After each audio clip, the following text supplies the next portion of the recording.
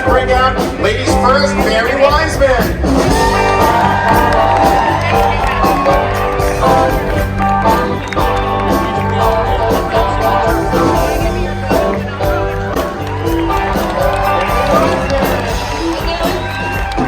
Let's bring out Shazad Latif.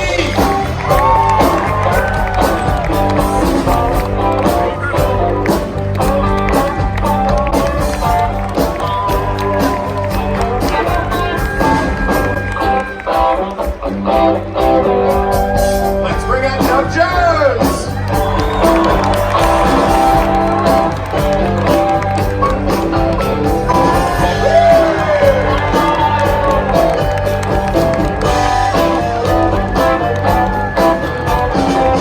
Anthony Rapp.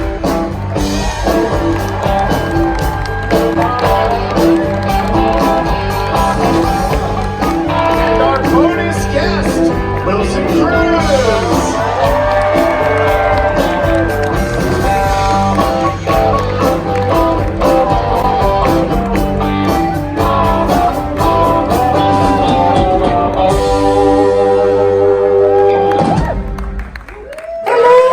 How's everybody doing? Say hi to thousands of people. Hello, lads. Hey. Hello. So for each of you, let's start right into it. Guys, we'll have a lot of time later for questions. I'm going to open with some questions to start. So 3 years ago, this whole Star Trek world was brand new to you guys. How strongly have you embraced it, and how strongly have you felt embraced by these folks? Why don't we go right? Okay, I was going to go down the line, but all good. So the first part of the question, how strongly did we embrace it?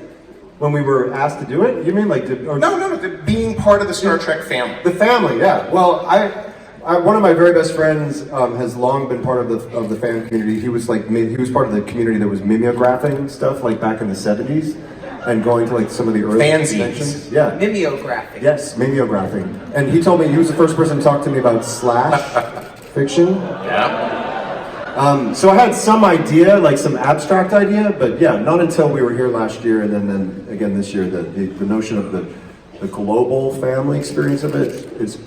I felt immediately embraced by everyone, and I think everybody did. But it's been incredible. Yeah. I mean, even just this weekend, every single person I've spoken to, and I just feel a lot of love. I feel a lot of love from everyone, and I like that. I like to be loved. Mary, want to jump in there? I love you. Yeah, I mean, I feel similarly. I don't think I was prepared for like this whole side of it. And when I got the job, my now husband was like, "You don't understand." Thank you. That was her husband. Very happy. He was like, "You don't understand. Like, this is a world beyond just." You're going to be on this great TV show, you're also going to be part of this community forever. And I didn't really understand the weight of it, and the first time I came to this, it was like really getting a grasp on the whole breadth of this community, and it's so nice. I mean, all the love means so much to us. Getting to meet your children, getting to hear your stories, what you love, what you appreciate, what your personal story with Star Trek is. It makes the work so much more meaningful, you know? It's wonderful. Doug? Hi. Embracing. That's a great word because I am an embracer. If you've been to my table, you know you're going to get hugged and head pet and face cupped. So I was happy to embrace this entire universe when this all started for me. Being 30 years into a career too with heavy rubber makeups. I kept getting asked by many people, including makeup artist friends of mine, like Michael Westmore, who is one of our, Star Trek legends in the makeup world. Yeah, I know him and his entire family.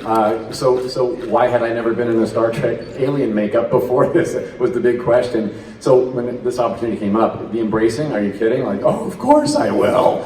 Love. And then the embracing of this has been a ride unlike any other. I've been in genre fandom for quite some time in my career, but this is different. This is a cut above. This is family. Last year was my first time at this convention, and you all kept saying, "Welcome to the family." Yeah. And thank you for that, because I feel like we are a part of a family. Wilson, did you want to jump in? Yeah, I mean, I use a word that I've overused for the last 2.5 years, and that word is overwhelmed. I am overwhelmed by the response, not only to this character, but to this relationship and to our show. There are, if you are lucky as an actor, you get an opportunity to play a role that moves people and that allows them to be seen and felt visible. And this morning we were taking duo photos, and this young lady took a photo with us. And as she was walking away, she turned around and said, "Thank you so much for helping us as a community to be seen." And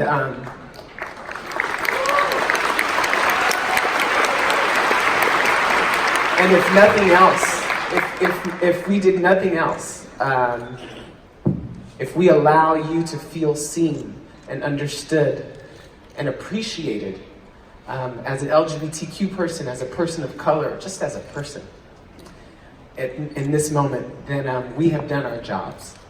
And we talked about this, and I feel like maybe this isn't a chance to do it, but today's a really hard day for a lot of us. And I'm not going to go into it too much, but, as a Latino American today, it's really easy to feel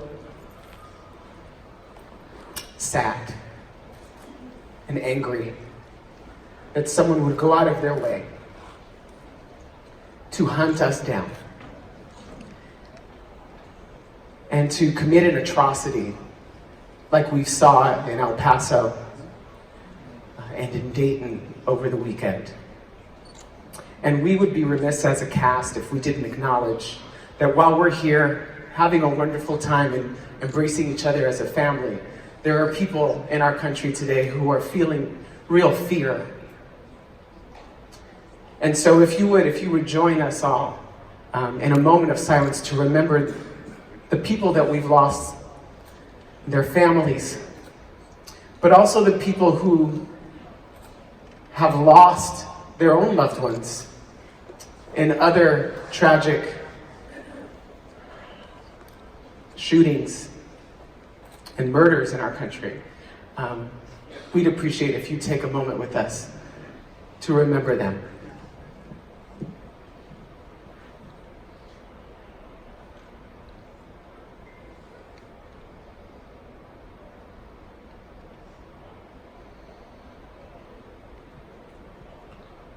Thank you, Wilson. Thank you, everybody. If I could just say one more thing. Of course. And then I'll leave it. The House of Representatives passed recently a bill that would make it easier to, or to make it harder to get a gun. Some background checks at the very minimum. And it's not finding its way to a vote in the Senate. And if you feel strongly about gun control and about ending this senseless violence in this country, please call your senator in your individual state and tell them how important it would be to you personally and to us as a country to end this senseless violence. Thanks. This is the beauty of Star Trek, that we can go from talking about entertainment to something as important as what Wilson is talking about right now. I'm going to steer it back to the entertainment side for a few minutes. Thank you for saying that. Yes, absolutely. All 5 of your characters grew in leaps and bounds over the first 2 seasons. I'm wondering, for each of you down the line, we'll start with you, Mary, what was the biggest development, the most surprising development, the one that came out of the blue you didn't see coming? Of my character? For your character, of course, yes.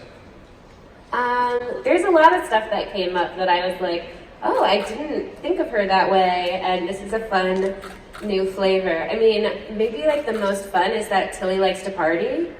I really enjoy that about her. You were really surprised by that? I was, because when you first meet her, her, you think, oh, this is a person who struggles in social scenarios. I mean, that's the first takeaway. You know, she has trouble articulating herself and controlling her anxiety and a whole plethora of things, and that she finds in these situations and social functions that she shines and really enjoys herself. I love that about her, and also relate. So that was like a really fun thing. I believe your crew and cast here agrees with you. Shazad, to you? Well, obviously, my character had lots of unexpected and crazy things happen. I think the one I didn't really expect was my relationship with Culber. I think I didn't see that coming, how that developed and how that turned out, and you know, because going from a broken neck to hugging each other is a long way, and then seeing each other on the bridge and those moments, I thought that was, you know, well dealt with, and I really enjoyed that experience with it. Doug? Well, I was right that you should fight it out too, wasn't I? Yes. Thank you, Dan. I didn't want us to. Called it. Good captain decision.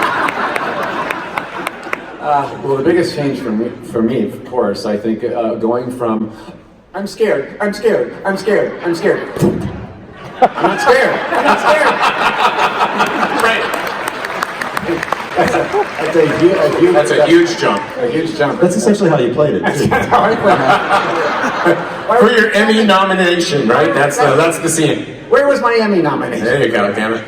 Anyway, but I think you know, but having so many of you guys relate to Saru on his level of fear and anxiety as we deal. Some of us deal with that every day. I'm one of those people too. I'm terrified every day to leave the house. So it's comforting to watch a character like that and to play a character like that and to have one written for me that is on a journey to overcome that. And so when threat ganglia fall out and all of a sudden you're not afraid anymore, to watch that in a dramatic situation, I'm thinking to myself, maybe the fear I deal with in my own real life, maybe I'm making it up. Maybe it's not real. Maybe it doesn't have any legs if I don't give it those legs, right? Well, there's a lesson that Saru has taught a lot of us. Right. Yeah. Okay. Anthony?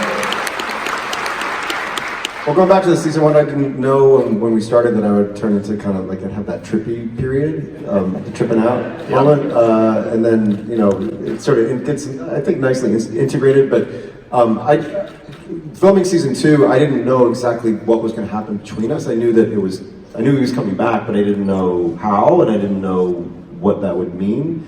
So each episode was a nice surprise because I like not knowing because Stamets doesn't know. So me knowing wouldn't help me play the scene any differently. You were probably more surprised than anybody because, like you just said, he doesn't like to read too far ahead in the scripts. If there are 5 scripts ahead, which probably aren't, but if there were, you wouldn't read all 5, right? Yeah, especially also because the scripts keep changing somewhat, so I don't also want to read too far ahead because if it changes, if I get attached to an idea and then that changes, then that doesn't help me either. So it's like, yeah.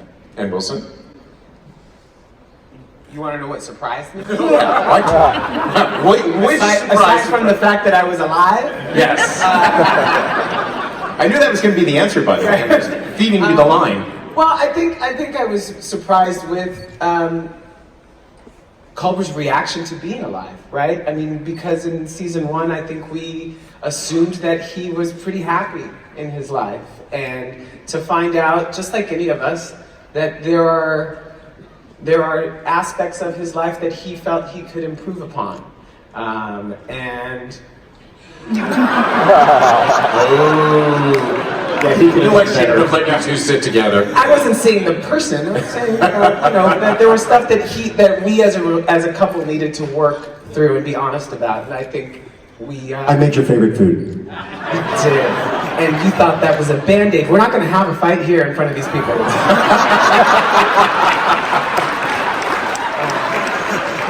We could talk about this at home. But anyway, no, I was surprised that he was gonna take advantage of this second chance at life to make a better go at it, if you will. There you go. All right, let's talk a little bit about season 3. You guys are filming, so just give us a tease, a taste of where things might be going in the future. I get to without go giving inside, anything away. I get to go inside a Jeffrey's tube. There you go. Yeah, All right. very exciting. The guy was on a camera, sitting on they called it a butt dolly, literally. So he's like on a camera, like pushing himself backwards on the wheeled butt dolly. So that you'll envision that when you see the scene. Mary, you want to answer that one too?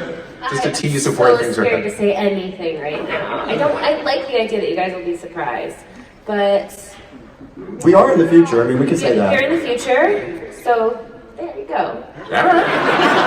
I'm going to move on to a different topic. I just don't want to spoil it. It's gonna Can be anybody else really say anything without spoiling, or should I just move on? No, I don't think we can. All right, let's leave it a surprise. Let's talk about your upcoming projects. What have you guys completed during the summer? I know Shazad, you've got something very cool coming up. I did a little bit on Dark Crystal. Woo! I got to voice one of the puppets and be part of Jim Henson's world, and it's crazy. I'm just in the studio for 2 days voicing this, matching my voice to these puppets. And Did you sound like this? no, it's the complete opposite. But we heard the puppeteers do that. So you had to, and I thought my puppeteer sounded better. He had a lovely Scottish accent and he sounded great. So I was sort of embarrassed to be there, but it was. But yeah, I think it's going to be really cool. It looks great, and yeah, I'm excited for you guys to see it if you're fans. So yeah. Did you know the old show? Yeah, I remember the old when movie, I I should was say. frightened to death by it when I was a young kid, and Jason's got a part in it, and yeah, it's a great cast. So yeah, Cool. August 30th, Netflix. There you go. Mary, what about you? Well, I returned to the show Baskets on FX, which is a total polar opposite of this show. Absolutely. And it's very fun, so check that out. And I completed my marriage to my husband.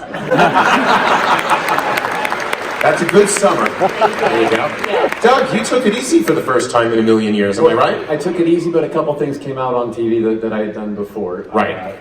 Like 2 episodes of Better Things on the FX channel with Pamela Adlon. And yeah, I played a creature on that. And Shocker. it was a creature as an actor, though, in a movie within the movie. So I got to go on an un-Doug Jones-like rant between takes. This is hot. Get it off me. And I also had the honor and privilege of doing a couple episodes of What We Do in the Shadows. Just absolutely love that. And I was supposed to be incinerated and gone and dead at the end of my second episode, but Jermaine Clement, one of the creators of the show, is such a sweetheart who said, like, gosh, I want to keep a window open in case you ever want to come back. So as they were doing my goodbye with my charred body, my eyes started going real quick, just like, right? So can I come back? I don't know.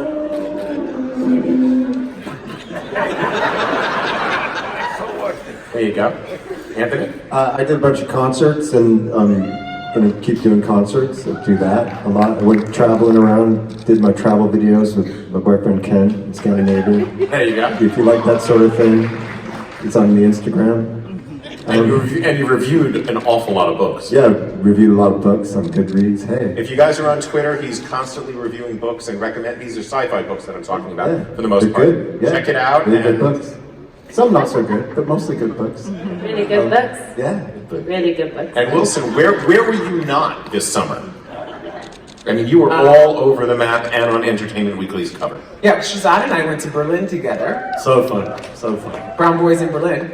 That was our hashtag, right? Wasn't that it? Yeah, Brown Boys. But I finished the 3rd season of 13 Reasons Why, which will be out in the end of this month. And cover your ears. But I play one half of another gay couple. I'm just a joke.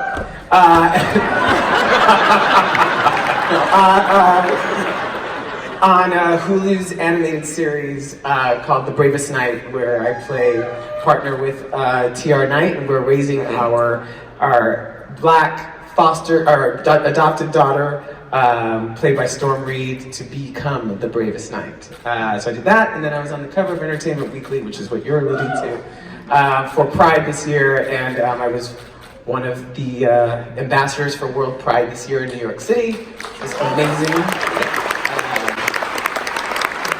Yeah, it was a big summer. It was out, and now we're working away. There you go. I've got pages and pages of questions, but I see a lot of people want to ask questions. Let's start on the left. And can we get some light on our friend here? Thank you. Thank you all for coming out. We really appreciate it. I have a question for Doug. Saru has a very alien walk. When he's walking through, his arms are kind of swinging through the back. Did you come up with that idea? Did the writers come up with that idea? How did you develop it? And can you show it off? Since you asked so nicely. Since it's probably the number one question I get asked now about Saru is that walk. That was developed within minutes of me putting the boots on for the first time in my first costume fitting with season 1. And no one really noticed it until season 2 for some reason. I was walking like that for an entire year, and then finally they backed up far enough to watch me walk down hallways and like, what? Look at those arms! So what happens is, when I put the boots on, it's a high heel shoe without a heel behind it. So you have to kind of. You want me to hold your mic? No. So my hips go a little bit forward, hands are drooped a little bit behind. So when I was walking out of the costume area, my hands just started doing this. So I kept it.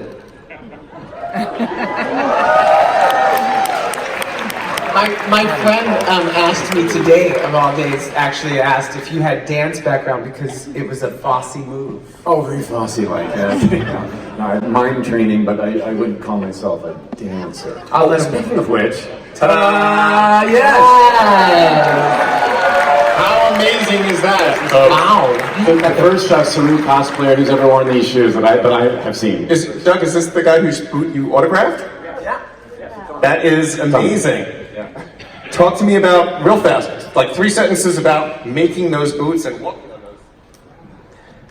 Oh my God.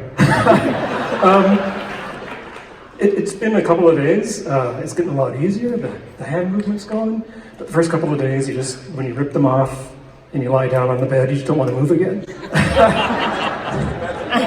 this day after day after day, right? Right, starting my 3rd year. Thank you so much. I just wanted to show you off. How awesome is that? And Doug signed the boot for him. I just thought it was the coolest thing. And I know you had a question, so we'll let you back in line. Let me go to the gentleman on the right. Thank you all for coming. You're incredible. I just want to know who inspired you, an acting teacher that inspired you to help you improve as an actor in your craft. Thank you guys so much. Great question. Thank you. I worked with a wonderful teacher for a number of years, and when I first moved to New York after high school, named Sandy Shuren, and she inspired me so much because she wasn't about, like, some acting teachers kind of like, they believe in kind of like breaking you down to build you back up kind of thing. She believed in like lifting up your spirit and opening up your creative self, and so it was all about like making it a really joyful and creative and loving energy, and so that's something that I really appreciated about working with her. I worked with at Juilliard. There's a teacher named Richard Feldman who is sort of the guru of the acting school there, and he changed my life. And he sort of focused on a sort of relaxation and opening up in order to sort of move around your defense mechanisms that a person, you know, when they're being watched or feeling emotions or feeling stress, the kind of defense mechanisms that we develop to protect ourselves, those actually stop us from having authentic experiences. So his whole approach was to relax and let those things go and notice where you go when you're scared or you're sad or whatever, and allow yourself to act without those things protecting you. And he's truly the best acting teacher I've ever worked with in my life. I went to Bristol Old Vic, which is in England, in Bristol. Some great actors. I've been there: Patrick Stewart, Daniel Day-Lewis, and Jeremy Irons. Patrick Stewart. Let me get those names for you. But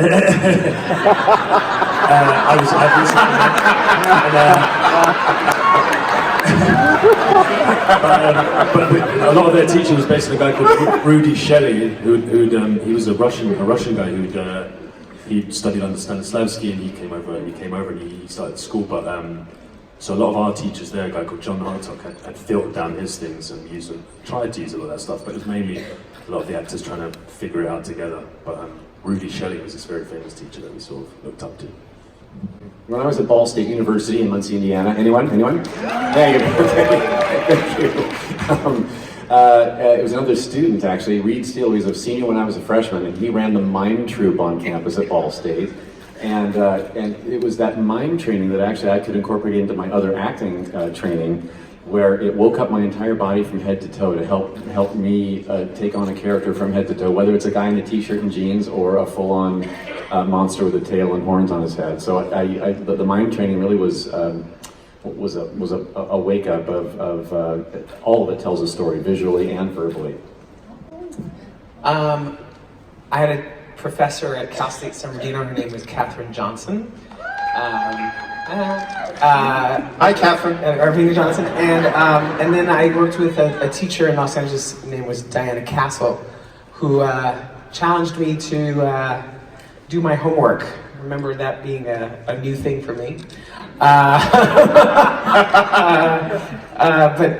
I met her early on. I started as a kid, as a 19-year-old, and so I feel like a lot of my teachers were actors that I worked with, that I learned from doing. I would count Claire Danes as one of my acting teachers. I would count Tom Irwin as one of my acting teachers, and Bess Armstrong, and people who really helped me not only learn how to be a better actor, but how to be a better coworker, and how to be more generous in the work that we do. None of us do this in little silos by ourselves. I learned from Anthony, and we figure these scenes out together. So it's that's what I gotta say. Anthony, do you learn from Wilson? Yes. He learns how to be neurotic from me. I learned how to take shirtless pictures on Instagram, which I don't take. Maybe you should. Let's go to the left and get away from that question. Hi. My question is for Shazad. Can you hear me? Yes, I can hear you. So I used to work in public television in Vancouver, Canada, and Clem Fandango was a folk hero in our office. And I just want to ask what it's like going from a comedy like that to an epic sci-fi. Well, I mean, when I was doing that job, I didn't know really. I just thought it was this crazy, absurd thing that no one would ever see. But now, obviously, on Netflix, people have seen it, and I'm really happy because it's my kind of comedy. It's the kind of stuff I love doing, and yeah, I mean, as an actor, that's a dream to go from horror, sci-fi, comedy to do that kind of thing is brilliant. And Doug would know what we do in the show. I mean, same thing. Matt Berry's also in that, and he's a very eccentric, free. He acts like he's doing jazz. He actually has an acid jazz band, but. It's an incredible experience, and I'm just so glad people are responding to that kind of crazy comedy. Thank you. Thank you. To the right. Two quick comments and then a question for Mr. Jones. Tilly, you need your own sitcom spin-off, just saying. Definitely. Mr. Cruz, Mr. Rapp, my husband and I thank you for being real on screen. It's amazing. Right? Mr. Jones, as I discovered over the last couple days, prosthetics and things that make you appear not human can be uncomfortable and sometimes painful. How do you cope with that on the short term and on the long term? Right, well, bless your Sit heart. down while you answer. But the luxury I have, though, is I have, between takes, a team of people that can surround me and take care of things. Whereas walking around a conventional by yourself is, bless your heart. You have that harder than I do, believe it or not. I'm glued into my makeup, though it doesn't come off at lunchtime. It's a full day commitment. You wear gloves that you can't use a phone. I can't even really. It takes a production to go to the bathroom for myself, so I choose not to. I know. Am I getting pity? Is it working? Is it working? There you go. It's so hard being me, you guys. But the farther you get from human, the more challenges you have with a makeup or a costume of sorts. But Saru is relatively kind and forgiving compared to other things I've played, because I get to head and hands and some feet and contact lenses. The rest, though, around in here, I don't have to. I can use I can stand straight up and down. I don't have to crawl on the hands and knees, and so we get through it. We get through it. I said yes to the job, so I got to get through it. Right? Before I go over here, Shazad, real fast. You're in a movie called Departure. It's a TV sort of one-off limited series kind of. Limited series. Yeah. Did you work with Christopher Plummer? I didn't. I heard he was in it, and I didn't have any scenes with him. But I sort of just. Oh, that would have been a great Star Trek connection. I was wondering if it happened. Yeah. No worries. We're at the shot. Let's go to the left. Hello, my question is for Mary. And before that, Ian, thanks you for doing all your moderating. I think a lot of us thought you did a great job. Thank you very much. Thank you. I appreciate it. When he said his wife, we were like, Mary, Tilly always brings a smile to everyone's face. I mean, she comes on, there's a lot of comic relief. She does some things well, very well. But in your mind, I mean, do the writers give Tilly, too much comic relief, or perhaps too little comic relief, or about just the right amount of comic relief in your mind? I don't know. That's a good question. I think for me, like the way I look at it is it's none of my business. Like they write what they write, and what my job is to take that at face value. And of course, I have opinions or ideas in the moment, but the hope is that you're not judging the work in that way, that you're trying to live inside of it as opposed to outside looking at it. I don't know totally how to answer that question, but I think that whatever it is, whether it's a funny moment or a more heartfelt moment, it has to come from a real place inside of her. So it's not just for the joke, and it's not just for a little relief, that it's whether it's being fed out of her anxiety or her not being comfortable with a moment of a silence or a gap in conversation. All that stuff has to be rooted in a real experience. But that stuff is kind of for you guys to decide. That's my job is on the other side of that. Yeah. So that answers your question. Thank you very much. And stay over there after the panel. I'll give you that $10 I promised you. Thank you. Let's go to the right. First of all, Wilson, Anthony, Doug, Shazad, Mary, it's wonderful to have you all together on that stage. And Ian, yes, you're doing a great job. Thank you very much. I appreciate it. Mary, last year when you were on the panel, I made it to the mic, but unfortunately got cut off because we ran out of time. I wanted to ask you this question. I'm sorry, we are out of time.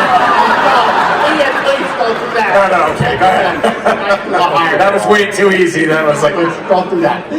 As much as I want to ask you a question from season 2, I have to go back to season 1, episode 10, because that is my favorite. And in my opinion, the writers gave you the scariest and yet coolest line of dialogue ever. I have to say it, of course, if no one remembers. Is that how you greet your long-lost captain? If you greet me that way, Connor, I'd cut out your tongue and use it to lick my boots. I would love to know, because Tilly exhibits so many traits that are on the autism spectrum, and I'm autistic for 25 years. If the writers do decide to declare autistic, I would love that. But I wanted to ask, once you read the script for Despite Yourself, what was your initial reaction to it? And then before it came time to film that iconic scene for your character, how did you prepare for it? I was so excited. I was so excited. You get these opportunities in sci-fi, and particularly Star Trek, to do just a complete 180 on your character, and they create all these great justifications for it that are really great, viable science fiction. And so when I saw that I got to do that, I was like, this is why I'm doing Star Trek. So I get this opportunity. And to be honest, I have traits of Tilly. I'm pretty tough, And so I was excited to explore that part of myself too. Not just the weirdo, which is also 95%. So I was so excited. I thought that line was so good, but I wanted to nail it so bad, and I really wanted Tilly to be good at playing that part. I didn't want her to fail when she was on, and so I got in that chair, and Frakes was directing that episode, and he is he's such an actor's director because he is an actor, and he had my back, and he told me what to do to he said, when you sit in that chair, you take that moment, you enjoy it, and he gave me all this stuff and all this support. And so I don't know, it was just such a great a great moment. I thought the line was so great. I was a little scared to say it to Connor because I had to look him in his eyes and actually say it.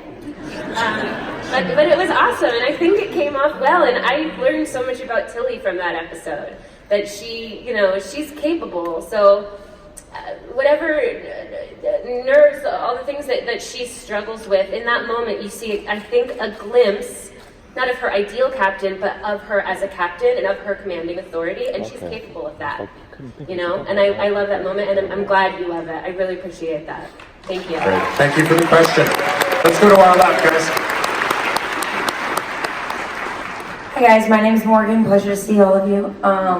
You mentioned earlier, Anthony, that you read and review a lot of books, so I'd love to hear from all of you. What is one book you think everyone should read? Good question. Should read? Well, I mean, people read. I want people to read what they want to read, but I'm such a huge Ursula Le Guin fan, and it's hard to pick between the two. But The Dispossessed or Left Hand of Darkness. But read both of them. They're just masterpieces. They're about what it means to be human, and they happen to, she uses science fiction as this incredible metaphor and window into the human condition in a really amazing way. We're supposed to pick one? Well, I think everyone has to read To Kill a Mockingbird. And, my personal favorite book is, along with To Kill a Mockingbird, is Giovanni's Room by James Baldwin. So I would add that. But I could go on, I could make a list. I just read Less by Andrew McGreer, which was amazing. You should read that. I wish I read more. I feel stupid next to y'all. But a favorite book of mine is This Present Darkness by Frank Peretti. It is angels and demons fighting over a small town without the town people knowing what's going on in that other world. Yeah.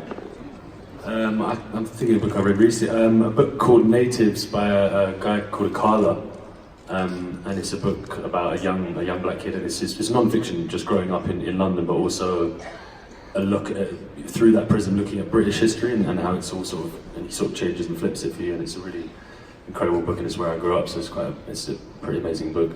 Travels with My Aunt by Graham Greene, I also love. I feel so stupid. I don't think I've read a book in 20 years. Shakespeare, seriously, but that's cheap. The book that changed me most as a teenager would be The Heart is a Lonely Hunter. That was the first book where I felt deeply seen, and it was just an amazing experience. The most recent book I read that I was crazy about was Manhattan Beach by Jennifer Egan. And I love Elizabeth Gounswad. This book is incredible. So I would highly recommend that book. She's an incredible writer. Thank you. Thank you. Before I go to the right, Anthony, you're working on a book, right? You're about to do a short story. Can you talk quickly about that? Yeah, Swapna Krishna, she's been a writer for Sci-Fi Wire, the website. Met her at New York Comic Con, and then we've just sort of kept in touch a little bit on Twitter, and she incredibly invited me to contribute a story to an anthology she's putting together with another editor of stories that are inspired by the Arthurian legend, but they want to do a gender bending, LGBTQ, diversifying, sort of take it out of the time stream, whatever. And there's some incredible writers that I'm a part of, so I'm working on a story, I think, that's Merlin. That is so cool. Yeah. Thank you, yeah. Looking forward to it. Let's go to the right. There's such a beautiful diversity both in front and behind the camera for Discovery, and I was curious, as actors, how does that diversity play into your dynamic on set? It's a completely different experience, I have to say. When you don't feel like the only person of color, for instance, or the only queer person in the cast. You feel like, I can speak for myself. I feel like there's so much that I don't feel like I have to explain. And just a comfort level that comes with that as well. Our writing staff is also very diverse, and our directors. I have to say, it's the first show I've worked on where I've worked with more than one female director, right? And a female director of color more than once. So there's something that comes with that comfort, in your creative process as an artist, to know that you are understood on multiple levels, for me. It's when I'm walking around New York and seeing posters and billboards for things, and I still look up and it's like a bunch of white people in the show. Like, what world are you living in that you're telling stories that are only about white people anymore? It's so nuts. I mean, it's not the planet we're on, and it's like, yeah, you have to be kind. Like, I think the creative team and the studios, and they have to like make a conscious effort because they were like blind to it for so long. When I started out in the business, I was in a tour of The King and I with Yul Brynner. The King and I, which is a story that takes place in Thailand, or Siam, it's called in the show. And in that production in 1982, there were actors who were white who were playing Asian people. And thankfully that would not happen anymore, unless you're Scarlett Johansson. But that's how blind, they were so blind that they weren't even thinking that there was something weird about that or wrong with that. So now we're finally having real conversations about the importance and necessity of it. But I do want to shout out, like 22 years ago, that Michael Crive, the director of Rent, was somebody who took a stand also for putting together a cast of people, of characters that weren't necessarily written any particular way, and making sure that it was populated by all kinds of people. And similarly to Star Trek, no one in that show nor this show ever talks about that matter beyond that they are just part of us, if that makes any sense. Just to piggyback, I'm sorry, please applaud me, please. I always feel like, I mean, especially in this moment, that when you are casting an entirely white cast, you are going out of your way to do that at this point. And that feels violent in some way to me. And so I just want to say, that's the lie, right? Like when you see a poster of a completely white cast, that's the fake news.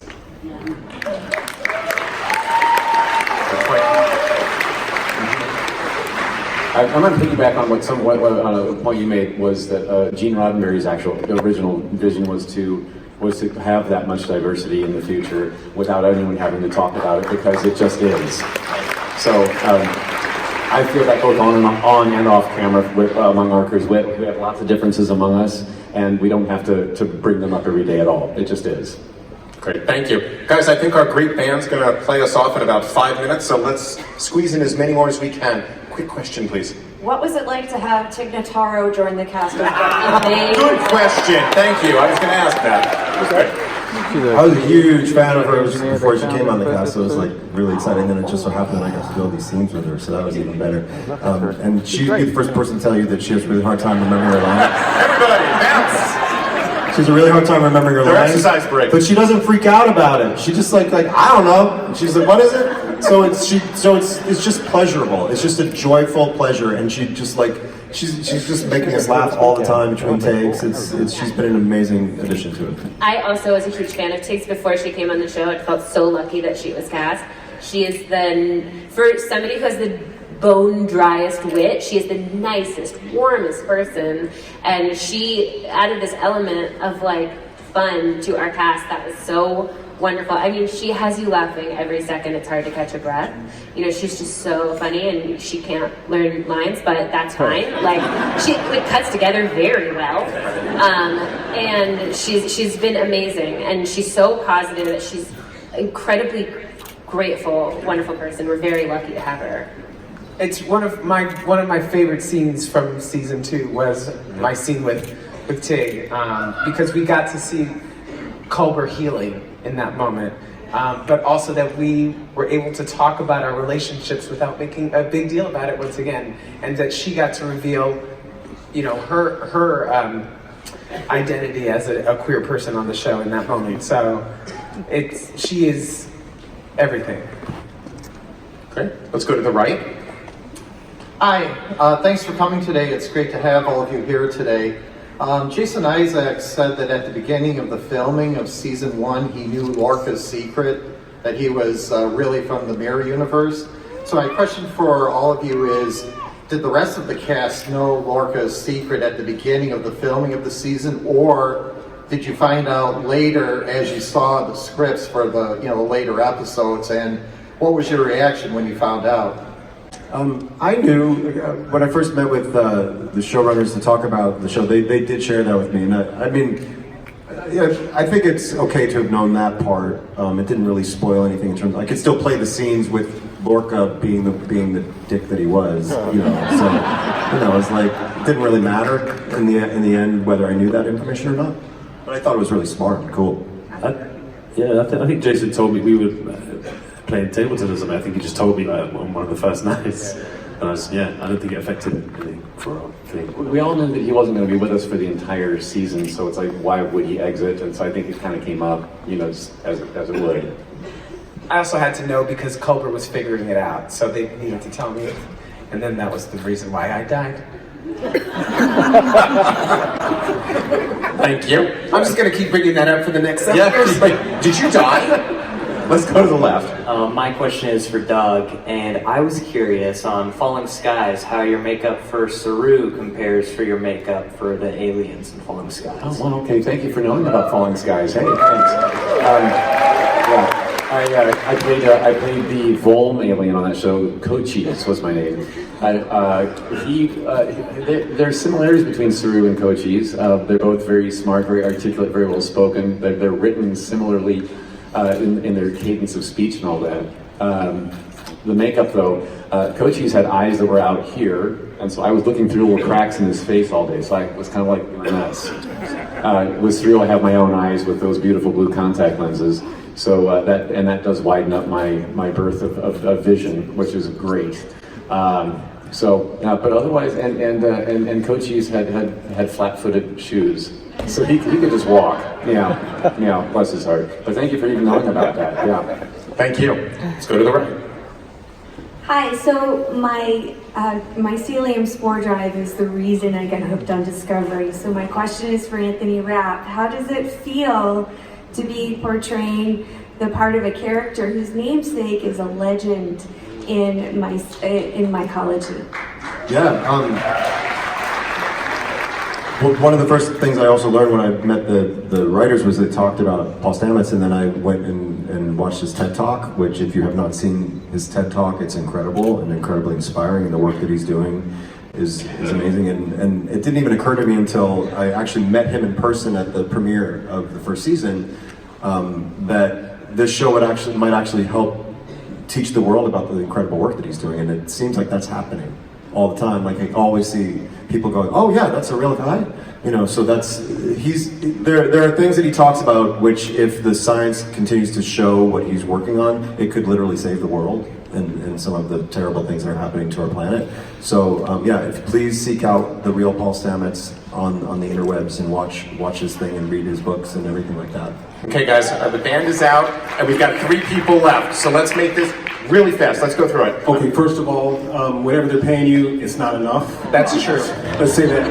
But I just wanted, because the show was just phenomenal. But anyway, do you, I guess question is about the CBS All Access. Do you find that the All Access is freeing you to drop the F-bombs and to spread out a little bit more? Or would you find a home on regular CBS? Or just what each of you think about that? Thank you so much. I think streaming gives you that freedom. It opens things up a lot, for most shows. So I'm in support of that kind of thing. Yeah, I don't think I would have said the F word if we weren't on CBS All Access. So I'm grateful. Plus, even the length of the show. On broadcast television, they have to edit it down to fit into a slot. On the streaming, you don't. If it has to go another page, it goes another page on the script. That said, if they want to show us on the network, we're okay with that, and we'll overdub the words. Real fast, let's get through these last 2. Just ask a question, please. Thank you. I know many come from a STEM field in the crowd. I happen to come from a creative field where my training is in arts, sketch, illustration. I guess I feel in a way closer to you in terms of mindset. How do you keep yourself sharp professionally versus on your own creatively in your own aspects? Oh, wow. I think it's really important to continue to expose myself to work, which is why I read a lot, why I watch a lot of plays and watch the good stuff, the good movies, I can't hate watch. Hate watching makes me just sad. I try to only watch things that are inspiring. So that's one way that I think that being around other work that speaks to my heart and stirs my mind and stirs my soul helps keep me sharp. I get inspired by these people, by doing scenes with them, the work that we do together. We bring so much to it, each of us, and I'm not just saying that, I'm truly inspired by by these people. Yeah. And I'm inspired by the Hallmark Channel. I know you think I'm kidding, but I love the feel goods. I love like the aww. And so if there's any of that in Saru, that was inspired by the Hallmark Channel. There you go. And let's get to the last question. No pressure. No pressure at all. No? Hey guys, I love you so much for bringing hope in our homes during a time that's difficult at times. So thank you so much for all of that. Another thing I wanted to just say is that I think it's great that gay men are playing gay roles, and it's a time where things are changing despite everything else that we see.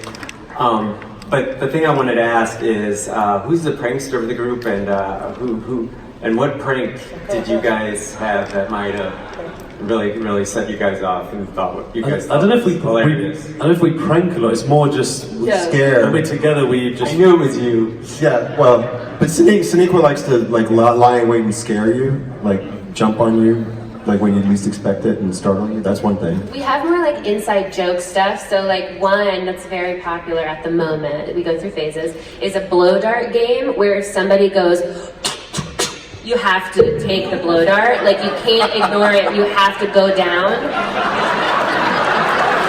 And everybody does it, and it's, yeah, you have to. So that's the way that we joke around. Absurd, convoluted inside jokes. Great. Thank you. Thank you so much, everybody. Let's give it up. Thank you so much.